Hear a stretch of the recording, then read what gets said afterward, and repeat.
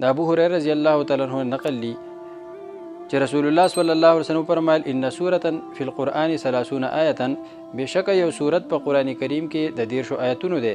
شفاعت لرجل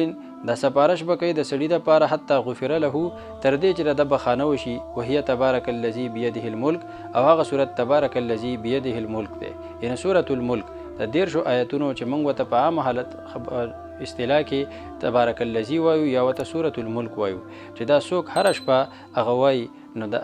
قبر د عذاب نه به الله جل جلاله د دې په برکت باندې هغه دغه مسلمان الله تعالی محفوظ هغه ساتي. هغه شان د خالد ابن معدان رحمت الله علیه دا نقل لی چې دا صورت د خپل ویونکي د طرفه به په قبر کې جګړه کوي او دا به وایي کچېرې زه ستا د کتاب نه یم نو زما شفاعت قبول کا کنه زما د خپل کتاب نه وران کړي او د مرغه په شان به جوړ شه په مړي باندې به خپلې وزرې خورې کړي او د هغه نه به د قبر عذاب لرې کوي.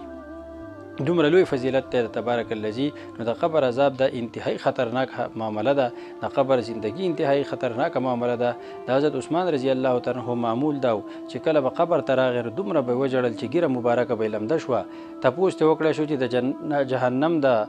ذکر نه دومره نه جاړي او د قبر دغې نه جاړي. نو ما د پیغمبر علیه السلام نه اورېدلي دي چې ان القبر اول منزل من منازل الاخره، چې قبر د آخرت په منزلونو کې اولنی منزل دی. که دا صحیح شو باقي مرحلې به اساني، که دا صحیح نه شو باقي مرحلې به هم صحیح به ګراني. نو دا یو ګرانه مرحله ده. په دې اسان عمل باندې الله تعالی به موږ ته توفیق راکوي چې د دغه عذاب نه پې الله تعالی حفاظت وکړي. د تبارک الذي د خامخا موږ هغه وایو او دغه شان سورت واقعه او سورت یاسین د دې ډېر فضیلتونه راغلي دي، د خاص سورتونو دا دې وایو. ولیکن د دې سره به خپل تلاوت جاري ساتو، هسې نه چې صرف دغه مخصوص سورتونه خلک وایي او نور تلاوت نه کوي، ځکه دا د قرآن کریم حق دی چې خامخا به دا په کال کې هغه ته 2 پیرې دا به ختمې، نو مستقل تلاوت په جدا کې او په طور خاص دا سورتونه د دې فضیلتونه ډیر دي، دا به روزانه ورسره خامخا وي. الله تعالی دې د عمل توفیق را نصیب کړي.